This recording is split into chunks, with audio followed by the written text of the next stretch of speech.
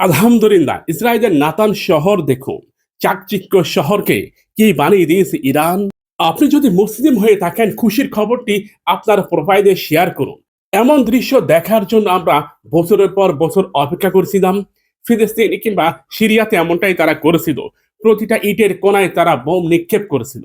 আজকে ইসরায়েলের নাতান শহর দেখে সত্যি বুকটা গর্বে ভরে উঠতেছে। দোয়া আসে আমাদের। এই শহর দেখে এখন ইহুদিরা কান্নাকাটি করতেছে।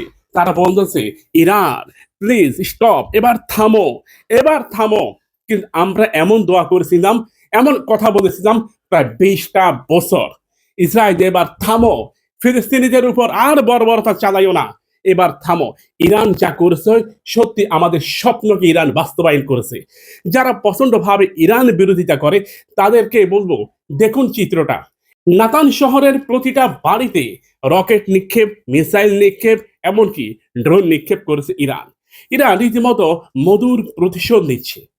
এই ঘটনা কিংবা এটা যদি আরো 1 মাস অব্যাহত থাকে, তাহলে এই জেরুজালেম অঞ্চলকে কেন্দ্র করে তাদের যে রাজধানী তেল আবিব, এটা পুরোটাই ধ্বংস হয়ে যাবে।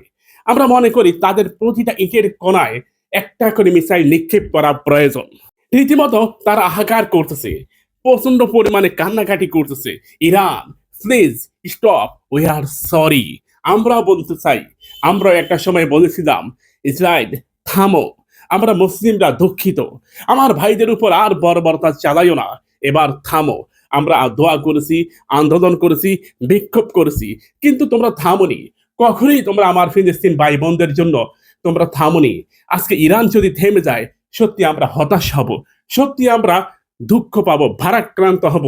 যদি কোনো মুসলমান নামধারী সে যদি বলে যে ইরান যুদ্ধ থামাও, তাহলে আমি বলবো সে তার জন্ম পরিচয় ভুলে গেছে।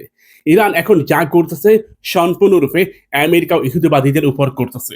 তো আমরা মনে করি, ইরান তুমি তোমার সর্বশেষ মিসাইল থাকা পর্যন্ত তুমি এটা অব্যাহত রাখো, প্লিজ এটা অব্যাহত রাখো। ওদের আয়ের উৎস হাইফা বন্দর। আমি মনে করি হাইফা বন্দরকেও শেষ করে দাও, শেষ করে দাও তেল আবিব, শেষ করে দাও ওদের যত থার্ড টেম্পোরাল আছে সবকিছু।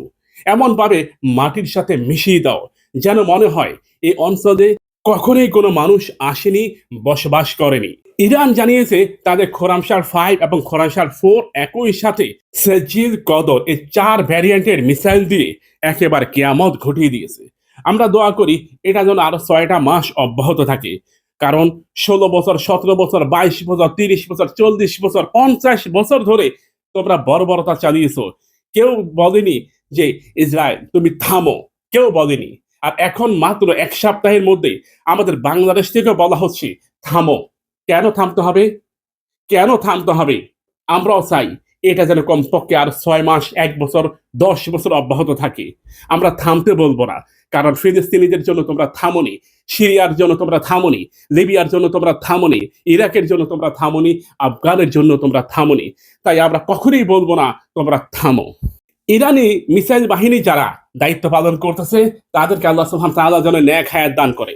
ইরান যে মিসাইলগুলো নিক্ষেপ করতেছে খোরামশার 5, সত্যিকার অর্থে এটা একটা হাইপারসনিক মিসাইল।